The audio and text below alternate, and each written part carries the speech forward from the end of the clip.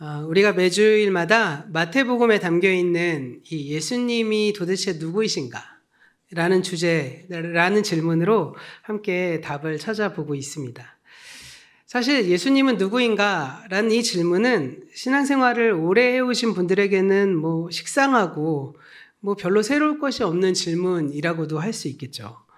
왜냐하면 우리가 매 주일마다 드려지는 예배 혹은 설교, 이 모든 내용들이 거의 대부분 예수님에 대한 이야기잖아요. 그렇죠? 그러다 보니까 예수님이 누구신가? 라고 하면 예수님은 이런 분이지. 각자 가지고 있는 생각들이 있으실 겁니다. 그런데 잘 생각해 보시면 우리가 그동안 예수님에 대해서 가져왔던 지식, 그 알은 한쪽으로 좀 치우쳐온 경향이 있을 수도 있습니다. 안 그러신 분들도 계시겠지만 거의 대부분 그런 식의 개념으로 한쪽으로 치우쳐 오신 개념이 있을 겁니다. 이게 무슨 뜻이냐면요. 사실 우리가 가지고 있는 그 예수님에 대한 관심, 이 예수님은 그분이 나에게 무엇을 해주실 수 있는가, 이것에 집중되어 왔다는 것입니다. 그러니까 예수님이 누구신가 라고 했을 때 예수님은 어떤 분이시냐, 예수님이 이런 분이시다, 예수님은 어떤 분이실까에 대한 성경에 대한 어떤 그런 근본적인 이해에 대해서 생각하기보다는 그분이 나에게 무엇을 해주실 수 있는가에 조금 더 치우쳐져 온 경향이 있다는 것입니다. 그러니까 우리가 알고 있는 그 예수님은 우리의 필요와 관련되어 있다는 것이죠. 예수님은 나의 필요를 채워주시는 분이고, 나의 아픔을 채워주시는 분이고, 그리고 나의 아픔을 해결해 주시는 분이고, 나의 길을 인도해 주시는 분이고, 약한 나를 강하게 해주시는 분이고, 나의 인생의 여정에서 일어나는 여러 가지 시험과 싸움에서 이길 수 있는 힘을 주시는 분이시죠. 이것은 너무나도 당연한 고백이고 너무나도 합당한 고백이라고 할 수 있겠습니다. 그런데 이렇게 나의 필요로부터 출발해서 나를 중심으로 예수님을 이해해 온 것이라고 말씀드리는 겁니다. 그리고 이에 더해서 우리는 이러한 나 중심적인 사고를 확장해서 그 예수님에 대한 지식을 하나하나 더 쌓아가게 됩니다. 예를 들어 예수님은 무엇이든지 다 하시는 분이시고 무엇이든지 다 할 수 있는 완전하신 분이라고 믿습니다. 믿으시죠? 그렇게 믿으시죠? 네, 그런 믿음은 좋은 믿음입니다. 그런데 만일 예를 들어서 이 예수님이 어떤 분인가에 대한 예수님의 존재에 대한 어떤 고백을 통해서 예수님은 완전하신 분이다 라고 정리가 되셨다면 그러면 문제가 없는데, 나의 필요로부터 시작해서 예수님에 대한 지혜를 확장시켜 가다가 그 예수님이 내 필요를 채워주지 않으신다는 그러한 사실을 깨닫게 되면, 그 예수님이 늘상 나의 필요를 늘 해결해 주시는 분이 아니구나라는 것을 깨닫게 되면 그럼 어떻게 될까요? 그 예수님을 믿어야 할 이유가 사라지게 되는 것입니다. 그런데 예수님에 대한 이러한 지식은 방금도 설명드렸지만 성경을 연구하거나 그러한 예수님이 누구인가에 대한 근본적인 지식이 채워진 결과라기보다는 우리의 상식적인 기대를 예수님께 더 씌워 놓은 결과인 경우가 참으로 많다는 것입니다. 예를 들어서요, 어린아이의 경우에 우리 아빠가 최고라고 생각하죠. 네, 우리 아빠는 뭐든지 다 할 수 있고 모르는 것이 없고 어떤 문제든지 다 해결할 수 있을 것이라고 생각합니다. 왜 그렇게 생각할까요? 이 아이들이 자기들의 경험에 그리고 자기들의 관심 범위 내에서만 아빠를 알기 때문입니다. 그리고 무엇보다도요, 그 아빠가 내 아빠, 우리 아빠이기 때문입니다. 우리 아빠이기 때문에 무엇이든지 다 할 수 있는 것이죠. 그래서 아이들이 어린이집 가서 보면 서로 자기네 아빠들이 최고라고 막 싸우잖아요. 그래서 우리 아빠는 이런 것도 할 줄 알아. 아니야, 우리 아빠는 이것도 할 줄 알아. 막 싸우다가 보면 어떻게 되죠? 거짓말까지 보태서 갑자기 아빠가 슈퍼맨이 막 되죠. 네, 이런 생각들, 이러한 이야기들이 왜 그렇게 될까? 그것은 바로 우리 아빠는 나의 아빠이기 때문에 완전한 사람이야. 모든 걸 다 할 수 있어 라고 생각합니다. 마찬가지로 우리도 예수님이 최고라고 믿죠. 물론 이러한 믿음은 아주 방금도 설명드렸지만 좋은 믿음입니다. 그리고 성경도 그렇게 말합니다. 그러나 많은 경우에 그러한 믿음은 성경을 통해서 예수님에 대해 알고 또 그 알의 토대 위에 형성된 것이라기보다는 내가 예수를 믿으니까, 우리 예수님이니까, 내 종교의 신이니까 무조건 최고라고 생각한다는 것입니다. 그리고 나서 성경을 찾아보면 놀랍게도 성경에 그런 내용이 있거든요. 그러니까 그래, 내 말이 맞지, 이렇게 생각하는 겁니다. 따라서 나의 필요를 채워주시는 분으로 예수님의 모습은 그야말로 나의 필요로부터 접근한 예수님의 어떤 한 일부분에 불과할 뿐이라는 것입니다. 그런데 이러한 예수님에 대한 우리의 지식이 이 정도 수준에서 머물게 되면 어떻게 될까요? 예수님과 온전한 관계로 발전시키기가 어렵게 된다는 것입니다.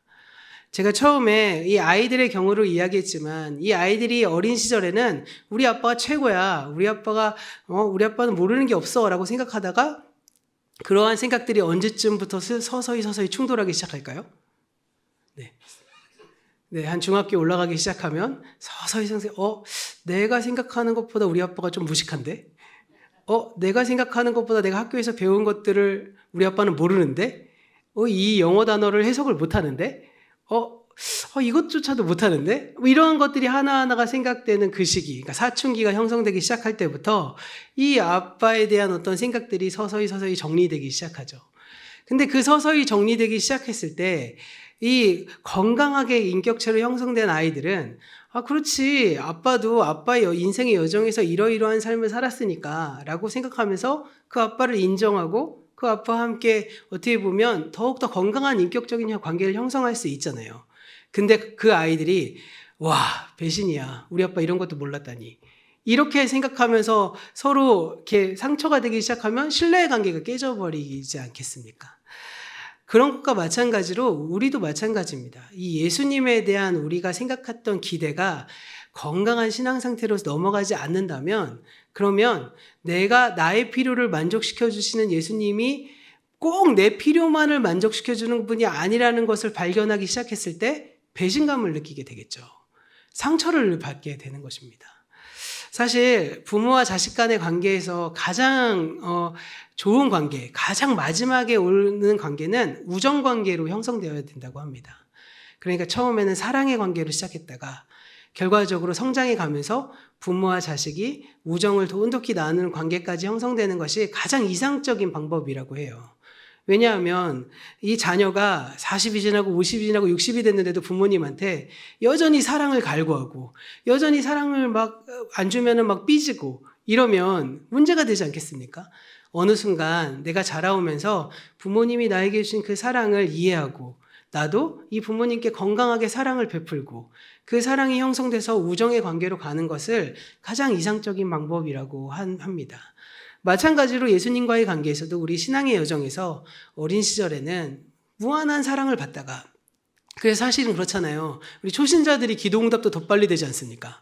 그러다가 어느 순간 시간이 지나면 나의 어떤 신앙의 성장에 따라서 거절하시는 주님도 경험하고, 그리고 그 뜻을 이해하고 깨닫기 시작하고, 더 나아가서 하나님에 대한 지식과 알미 확장되어 가면서 나만을 위한 주님이 아니라 온 우주 만물의 주인이신 하나님이라는 사실을 깨닫고 그 하나님의 뜻을 내가 순종하고 그 분의 뜻에 따라 한 걸음 한 걸음 자라갈 수 있게 되고, 그래서 하나님과 깊은 관계를 형성해 갈 수 있는 것이죠.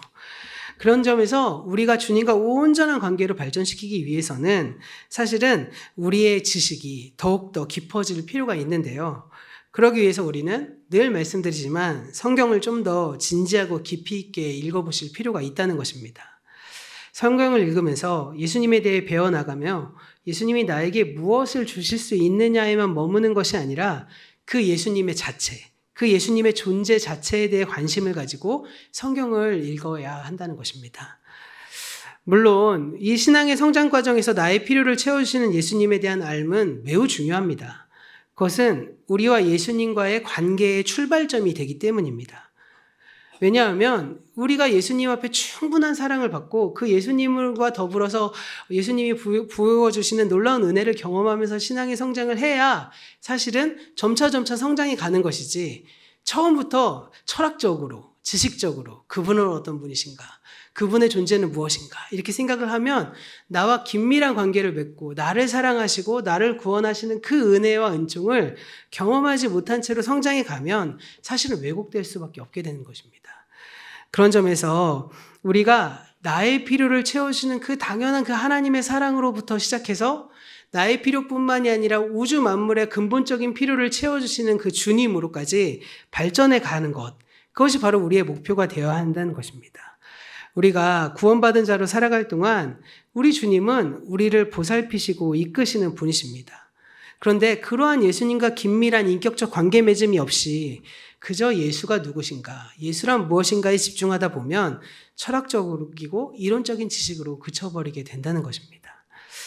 우리를 구원하시고 우리의 필요를 채우시는 예수님에 대한 알므로부터 출발하시되 거기에만 머무는 것이 아니라 진지한 성경 읽기를 통해서 그리고 성경 공부를 통해서 예수님에 대한 깊은 알므로 우리가 발전해 나가면서 그분의 구원은, 그분의 경륜, 그분의 뜻을 우리가 하나하나 생각하고 살펴보게 되면 우리는 하나님의 마음을 이해하고 깨달을 수 있게 되는 것입니다.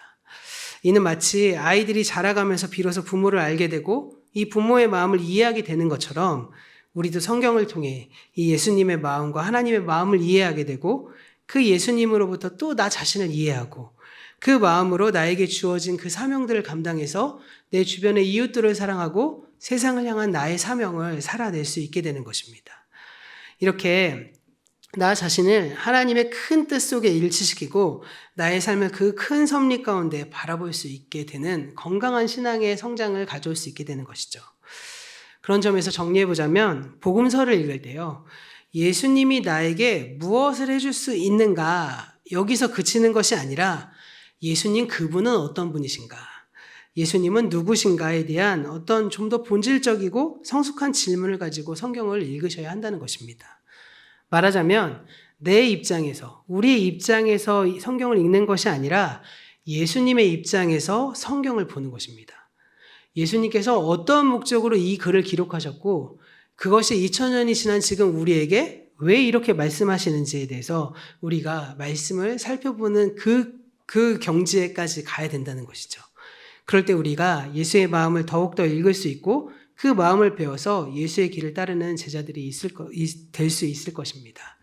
우리가 오늘 말씀을 통해서 또 우리의 신앙 성장의 과정을 통해서 이렇게 우리의 신앙의 성숙과 성장을 통해 예수의 마음을 알고 예수의 길을 따르는 저와 여러분이 되기를 주님의 이름으로 간절히 축원합니다.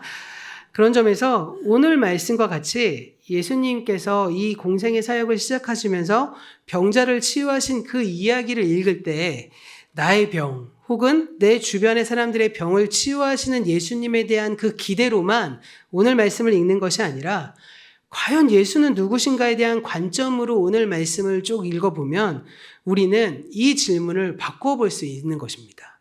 바로 무엇이냐면 예수님은 왜 병자를 치유하러 오신 것일까? 왜 예수님은 이 땅에 오셨을 때 왜 병자를 치유하시는 그 사건을 주 사역으로, 주 사명으로 감당하신 것일까? 이것을 우리가 한번 생각해 보면서 말씀을 볼 필요가 있다는 것이죠. 우리가 지난주에 마태복음 4장 18절 이하의 말씀을 중심으로 예수님께서 왜 제자를 부르셨는가에 대한 말씀을 초점으로 삼아서 이 제자를 부르신 것도 예수님이 누구인가를 통해서 우리가 말씀을 한번 나눠본 적이 있습니다. 우리가 예수님은 무엇인가? 왜 예수님이 제자들을 삼으셨을까?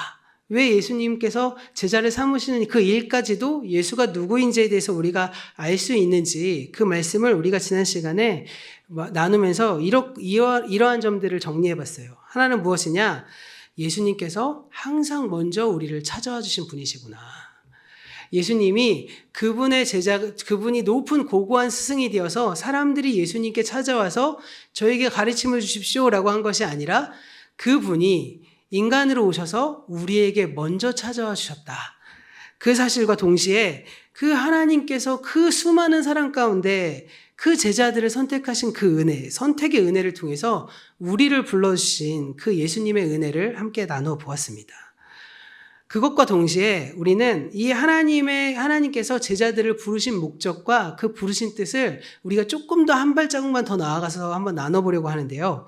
마가복음 3장 14절과 15절의 말씀을 통해서 예수님이 제자를 왜 부르셨는지 우리는 살펴볼 수 있습니다. 우리 준비된 화면을 보시면서 이 말씀을 함께 읽어보도록 하겠습니다. 이에 12를 세우셨으니 이는 자기와 함께 있게 하시고 또 보내사 전도도 하며 귀신을 내쫓는 권능도 가지게 하려 하심이로라. 이 말씀을 보면 예수님께서 제자를 부르신 이유를 세 가지로 제시하고 있는데요. 첫째로 보면 자기와 함께 있게 하시고 라고 했고요. 화면 다시 한번 띄워주시고요. 그리고 두 번째로는 전도도 하고, 세 번째는 귀신을 내쫓는 권능도 가지게 하시기 위해서다. 이렇게 세 가지로 나눠볼 수 있을 것 같습니다. 그런데 사실 이 말씀은요, 세 가지 이유가 따로따로 존재하는 것이 아니라 제자로 부르신 이유, 그 이유가 하나 나오고 그 다음에 제자로 부르시기 위해 그 제자로 부르셔서 어떠한 사역을 감당하게 하셨는지 두 가지의 목적을 가지고 있는 말씀입니다. 그러니까 예수님이 제자 삼으신 이유는 자기와 함께 있게 하시려고 제자 삼으신 것입니다. 그리고 그 제자들을 통해서 무엇을 기대하시냐? 전도도 하고 귀신을 내쫓는 권능도 가지게 하기 위해서. 이 두 가지입니다. 여기서 전도란 무엇이냐? 바로 복음을 선포하는 것이 전도잖아요. 그런 것이기 때문에 마가복음에서 제자들에게 기대하는 사명은 하나님의 나라의 복음을 선포하면서 귀신을 내어쫓는 것이십니다. 이 귀신을 내어쫓는다는 것 안에는 병을 고치시는 의미도 포함되어 있는 것이죠. 그런 점에서 오늘 말씀에서 예수님께서 제자들에게 기대하는 그 사명이 하나님의 나라의 복음을 선포하고 귀신을 내쫓는 그 사명이 우리가 읽어본 마태복음 4장 23절 이하의 말씀을 보니까 예수님이 그러한 사역을 하셨다는 것을 오늘 말씀을 통해 발견하게 돼요. 그러니까 예수님이 제자들에게 기대하신 그 두 가지 사명이 바로 예수님 자신의 사역이었다는 것입니다. 그래서 예수님께서 공생에 오셔서 이 두 가지 사역을 통해서 하나님 나라의 복음을 선포하고 귀신을 내어쫓는 그 일들을 자신이 하나님 나라로 올라가신 이후에 제자들에게도 똑같은 일을 기대하셨다는 것이죠. 그런 점에서 제자들은 예수와 함께 있다 보면 저절로 예수가 하시는 그 두 가지 사역을 보면서 두 사명을 수행할 수 있는 법을 배우게 된다는 것입니다. 오늘의 말씀, 마태복음 4장 23절의 말씀은 사실 성격상 요약문이라고 볼 수 있습니다. 요약문이란 한 번 있는 사건을 이야기한 것이 아니라 예수님의 공생애에서 계속 반복적으로 일어난 일을 요약해 놓은 문장이라는 건데요. 이것이 예수님께서 23절에 온 갈릴리를 두루 다니셨다라는 말씀의 표현에서 알 수 있는데 이것이 계속 이어졌다는 사실을 알 수 있습니다. 우리가 여기서 표현된 그 말이 한글로는 잘 이렇게 드러나진 않지만 왜 한글은 시제가 잘 드러나지 않잖아요. 그런데 원어 성경을 보면 이 말이 계속적으로 과거에부터 지금까지 계속적으로 반복된 동작을 뜻하는 미완료 시제를 사용했다는 것을 발견하게 됩니다. 그러니까 그런 일들이 계속해서 일어났다라고 말하는 것인데 그 말씀 4장 23절의 말씀을 우리 화면을 보시면서 함께 읽어보도록 하겠습니다. 예수께서 온 갈릴리에 두루 다니사 그들의 회당에서 가르치시며 천국 복음을 전파하시며 백성 중에 모든 병과 모든 약한 것을 고치시니. 이 말씀으로부터 시작해서 새로운 단락이 시작돼요. 그러니까 이 말씀 22절까지 한 단락이 끝나고 새로운 단락이 23절부터 쭉 시작되는데 그 단락이 어디까지 이어지냐면 9장까지 이어집니다. 9장 35절의 말씀까지 이어지는데요.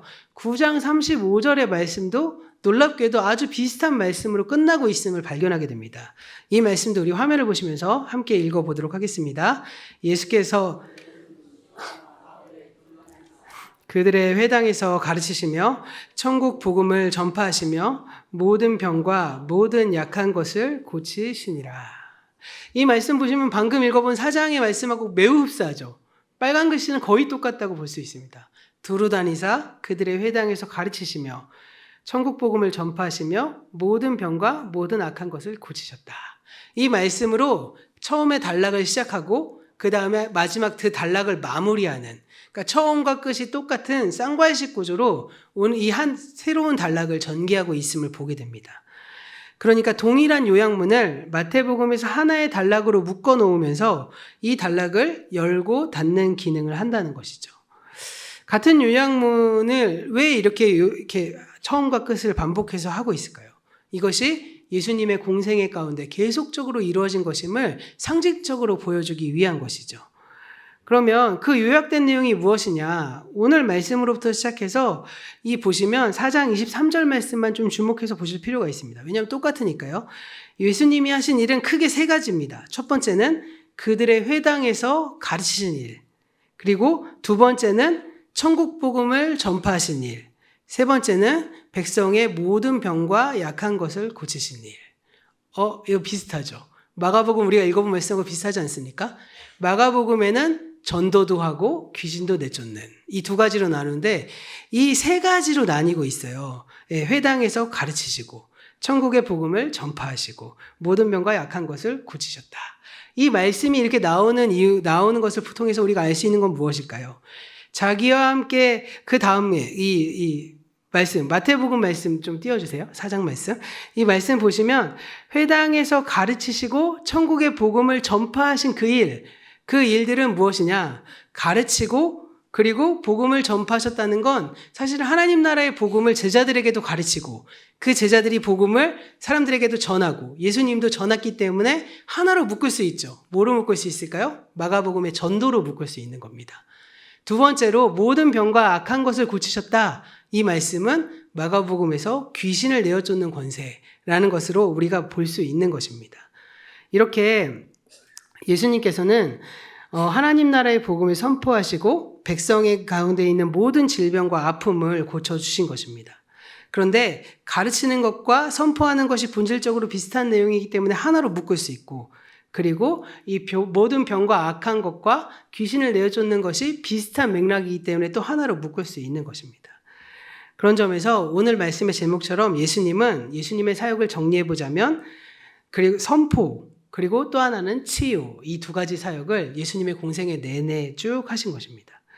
이 요약문의 내용이 더 발전돼서 5장의 말씀으로 시작되면 예수님께서 이 요약문의 말씀을 하시고 5장에 예수께서 무리를 보시고 산에 올라가 앉으시니 제자들이 나온지라 이런 말씀으로 시작됩니다. 그러면서 우리에게 너무나도 유명한 말씀 산상수훈의 말씀이 5장, 6장, 7장에서 기록되죠. 이 사역이 뭐죠? 가르치고 하나님 나라의 복음을 선포하신 거죠. 그 내용이 나오고 8장과 9장의 내용에선 예수님께서 산에서 내려오셔서 이 많은 백성들의 병을 고치시고 귀신을 쫓는 일들을 계속 하시는 겁니다. 그러면서 다시금 이 요약문의 말씀을 통해서 하나의 단락을 마무리하는 거예요.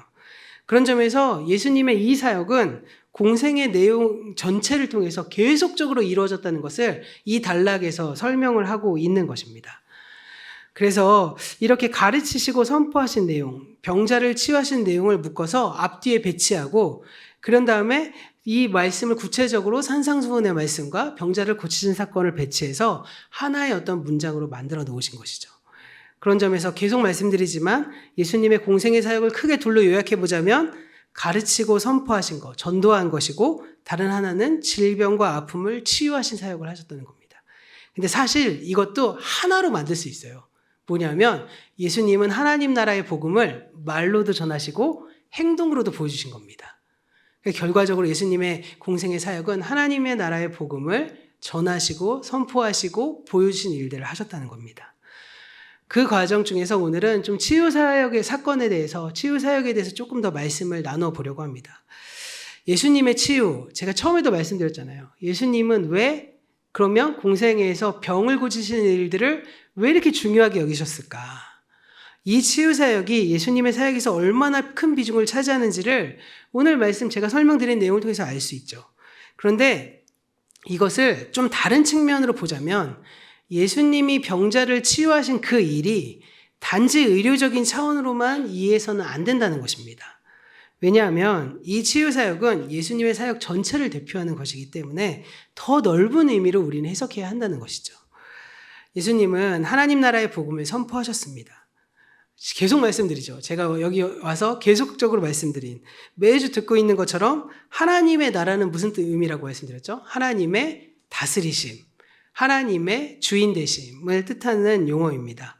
그리고 그 하나님의 나라가 임하면 우리가 전에 억눌려 살고 있었던 그 세력으로부터 우리는 해방되고 구원받게 됩니다.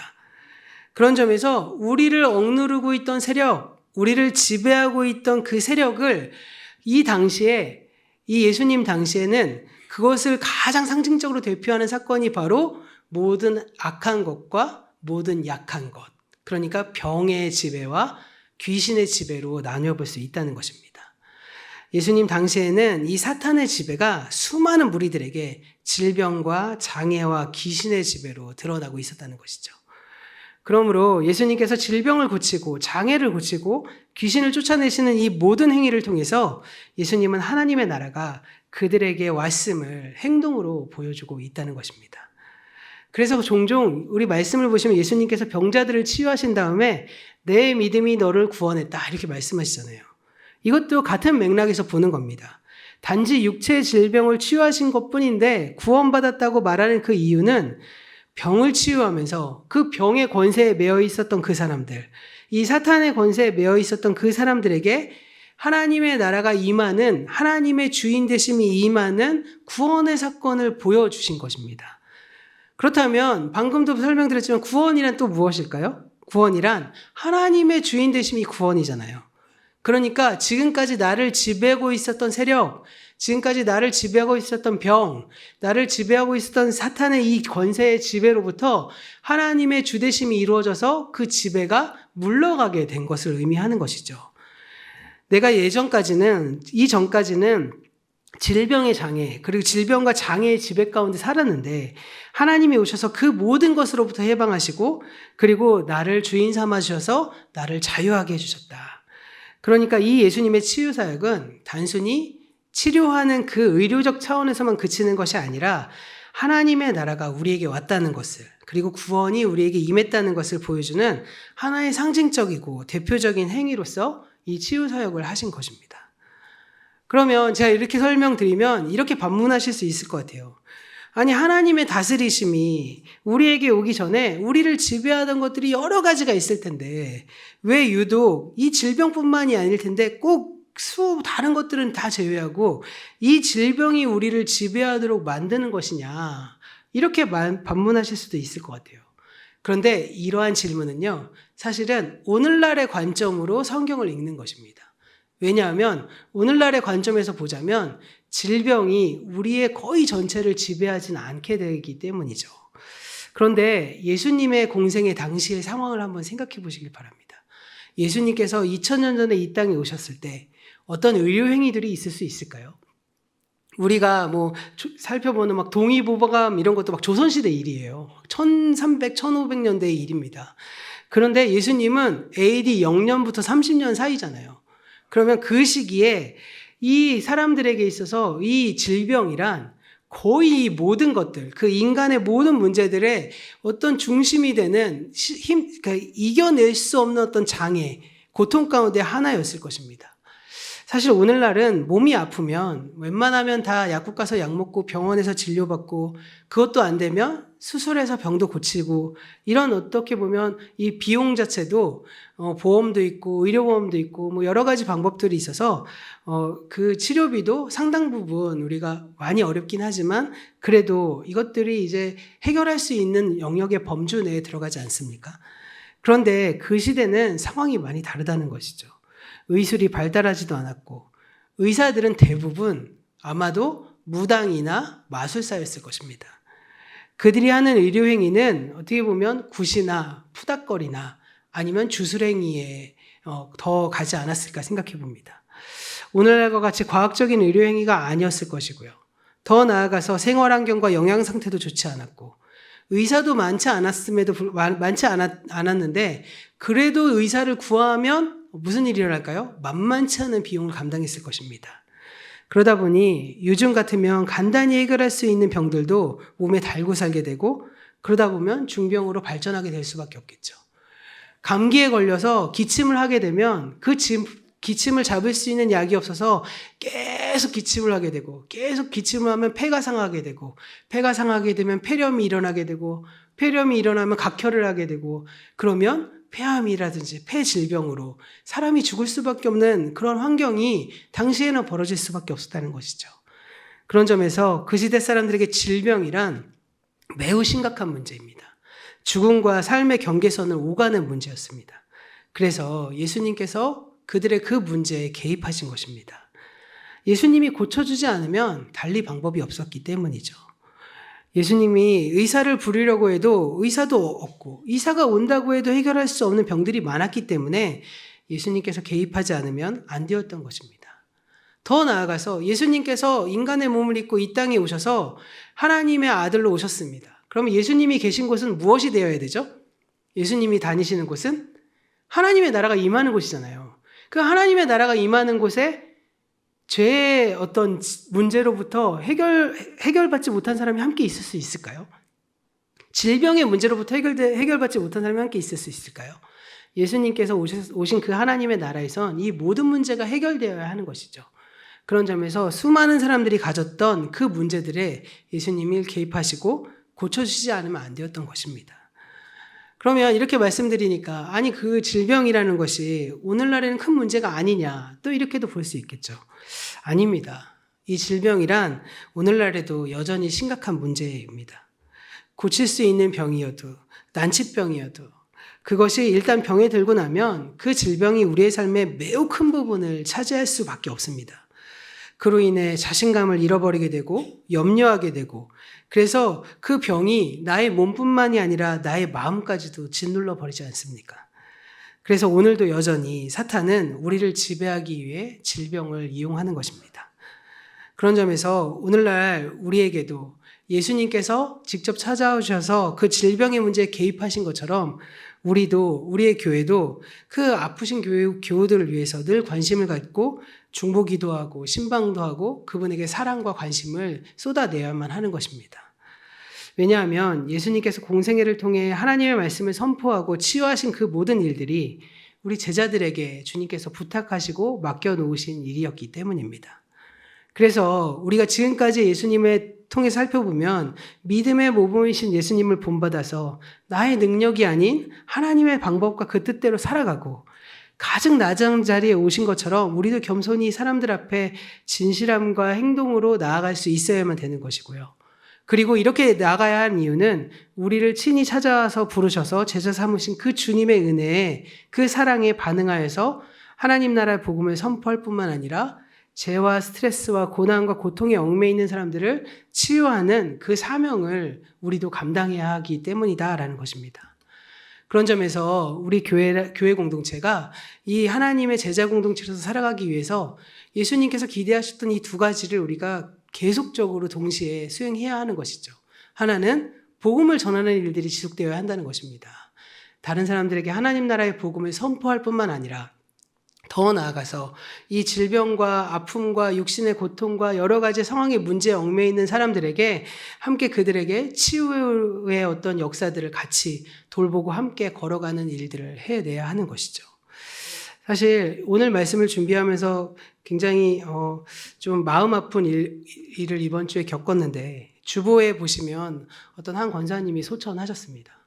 근데 이 소천하신 그 일이 사실은 어떤 권사님이 갑자기 주중에 오셔서 한동안 연락이 안 되셨던 분이시라고 하더라고요. 저는 잘 모르지만. 그래서 근데 그분이 돌아가셨대라는 소식을 듣고 저희가 막 수소문해 보니까 벌써 장례가 다 마친 상황이었습니다. 그래서 이런 사건을 보면서 우리가 우리 주님께서 맡겨진 그 사명을 감당해서 우리의 주변의 사람들과 우리의 이웃들과 함께 그 사랑을 함께 나누고 경험하고 또 어려움을 같이 짊어지고 갈 수 있었다면 과연 이런 일이 우리에게 있을 수 있었을까라는 생각을 좀 해보게 되었습니다. 우리 안에 하나님께서 주신 그 사명을 감당해내기 위해서 우리가 하나님 나라의 복음을 잘 전할 뿐만 아니라 우리 주변에 이 하나님이 아닌 다른 지배로부터 억눌려 있는 사람들을 함께 그 짐을 덜어주고 하나님의 주인 되심을 함께 살아내는 그런 저희 교회가 되기를 간절히 소망해 봅니다. 그런데 이러한 삶을 살아내기 위해서 먼저 선행되어야 될 게 있다는 거예요. 뭘까요? 내가 먼저 하나님의 복음에 완전히 사로잡혀야 한다는 것이죠. 내가 하나님의 주 되심을 늘 경험하며 살아가야 한다는 것입니다. 하나님의 복음과 그 말씀을 선명하게 이해해야 할 뿐만 아니라 나의 어떤 고난, 나의 고통의 문제를 주님 앞에 내어놓고 주님께 치유받는 경험이 있으셔야만 합니다. 더 나아가서 나뿐만이 아니라 우리의 공동체에 속한 그 모든 사람들이 이 문제에서 해방되고 노임받는 경험들을 함께 우리가 짊어지고 나아가야 한다는 것이죠. 결론적으로 우리의 교회 안에서는 우리가 하나님이 우리에게 허락하시는 미리 맛보는 천국을 누리며 우리가 살아갈 수 있는 것, 그것이 바로 우리가 해야 할 일인 것이고요. 우리가 하나님에게 받은 그 미리 맛보는 천국을 우리가 든든히 누리기 시작하면 우리의 사랑의 폭이 확대되어서 다른 이들에게 사랑과 관심을 전해질 수 있는 것 아니겠습니까?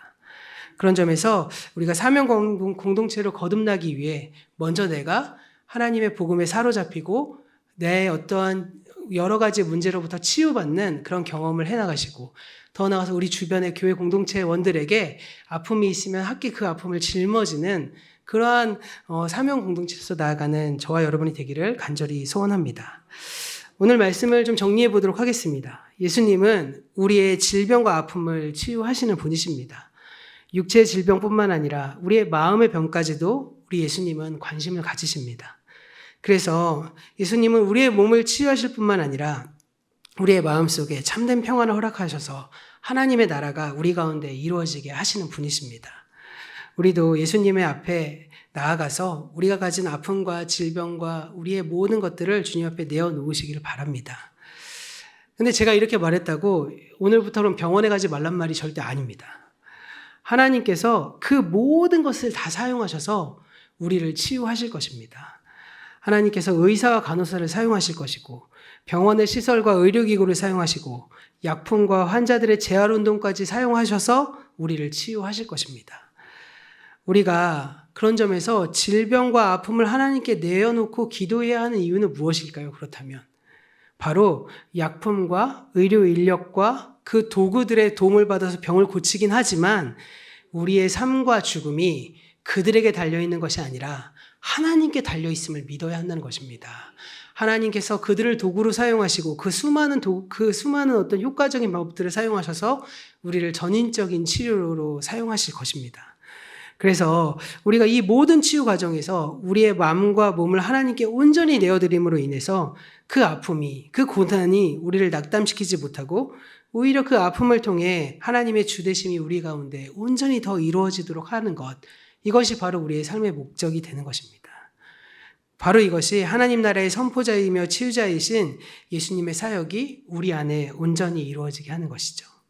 그래서 예수님의 사역이 과거의 어떠한 특정 사건에서 일어난 일뿐만 아니라 오늘 우리의 삶의 현실이 될 수 있도록 우리가 우리의 삶을 주님 앞에 드려내는 일들을 지속해야 하는 것입니다.